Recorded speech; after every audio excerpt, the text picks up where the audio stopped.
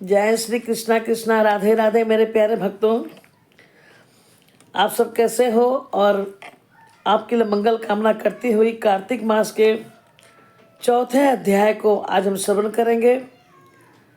जो हमसे नहीं जुड़े, हमारा बेल आइकन बजा के जुड़ गए ताकि हमारा नोटिफिकेशन आपके पास पहले पहुंच जाए और हमारा आप इस सुंदर वीडियो कार्तिक मास की कथा को आप सुन सकें और जीवन को कृतार्थ कर सकें, अपने पापों काट सकें।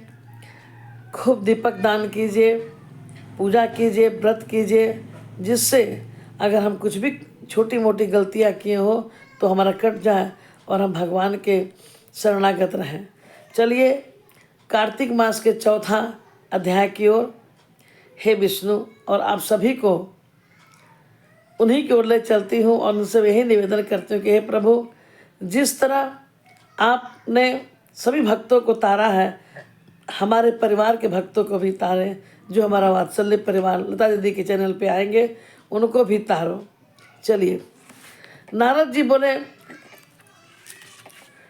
बोले कि ऐसा कहकर भगवान विष्णु मछली का रूप धारण कर लिया। विंध्याचल पर्वत पर तप कर रहे महर्षि कश्यप जी की अंजलि के जल में जा पहुँचे। महर्षि कश्यप ने दया करके उसे अपने कमंडल में रख लिया। जब उसने बड़ा रूप धारण किया तो उसमें से उन्होंने उसे कुएं में डाल दिया। जब कुएं में भी न समा सकी तो उसने तालाब में फेंक दिया, और जब तालाब में न रह सकी तो उन्होंने उसे समुद्र में डाल दिया। पर वहाँ भी वो मछली बढ़ने लगी। फिर उस महेश रूपी नारायण ने उस शंखासुर को भी मार डाला। पश्चात शंख को हाथ में लेकर बद्री वन में पहुँचे। बद्री नारायण में आकर उन्होंने सब ऋषि और महर्षियों को बुलाकर आज्ञा दी कि पानी में इधर उधर फैलते हुए वेदों को ढूंढो और शीघ्र ही मिलाकर मेरे पास लाओ। तब तक मैं देवताओं के साथ श्री प्रयागराज में ठहरता हूँ। इसके बाद सब ऋषि महर्षि ने इन बीजों का वेद मंत्रों को ढूंढने के लिए निकल पड़े। उन वेदों में से जो भाग जिस ऋषि को मिला वह उसी का हो गया। उस भाग के उसी से वह ही ऋषि कहलाए। सब वेदों को लेकर ऋषि महर्षि प्रयाग में आए और उन्होंने वे सब भगवान विष्णु व ब्रह्मा जी को समर्पित कर दिया। ब्रह्मा जी वेदों को पढ़कर बड़े प्रसन्न हुए। उन्होंने देवताओं और ऋषियों के साथ अश्वमेध यज्ञ किया। यज्ञ के अंत में देवता, गंधर्व, यज्ञ नाग भगवान विष्णु को दंडवत करके प्रार्थना करने लगे। देवताओं ने कहा, हे देव, हे जगन्नाथ, हे प्रभु, हमारी प्रार्थना को सुनिए। हम लोग के हर्ष के समय है, इसलिए आप हमें वरदान दीजिए कि नष्ट हुए वेद पुनः श्री ब्रह्मा जी को प्राप्त हो जाए। हे लक्ष्मीपते, आपकी अनुकंपा से हम देवताओं को यज्ञ का भाग भी मिला है। यह स्थान आपके प्रसाद से पृथ्वी भर में सर्व प्रधान पुण्य को बढ़ाने वाला होगा, मुक्ति तथा भक्ति को प्रदान करने वाला होगा, ब्रह्म हत्या आदि पाप का नाश करने वाला होगा, परम पवित्र और अच्छे फल देने वाला हो।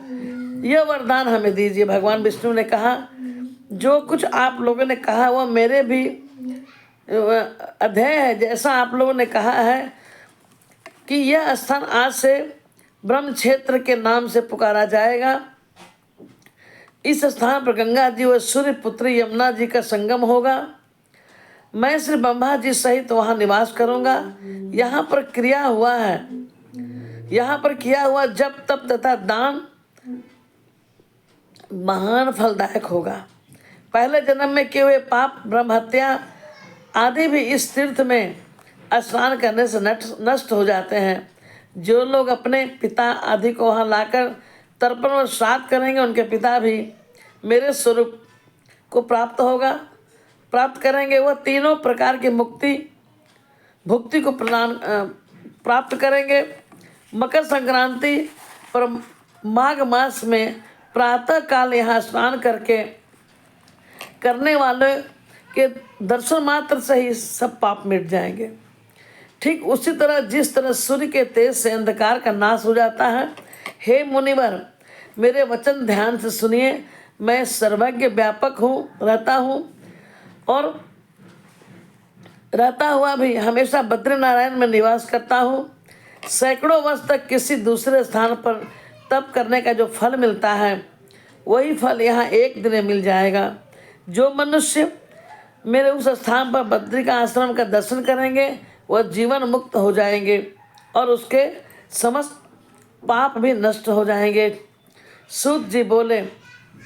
ऐसा कहकर भगवान विष्णु अंतर्ध्यान हो गए और देवतागण अपने अंशों को वहीं छोड़कर चले गए। जो मनुष्य कथा को श्रद्धा पूर्वक सुनते, वह श्री प्रयागराज और बद्रिका आश्रम जाने और स्नान करने के सारे फल को प्राप्त करते हैं।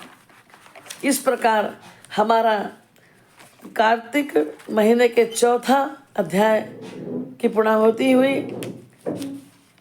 हरे कृष्णा हरे कृष्णा हरे कृष्णा हरे हरे, हरे राम हरे राम हरे राम हरे हरे। जय तुलसी मैया। आपको वीडियो कैसा लगा आप ज़रूर कमेंट में देंगे। जय श्री राधे राधे।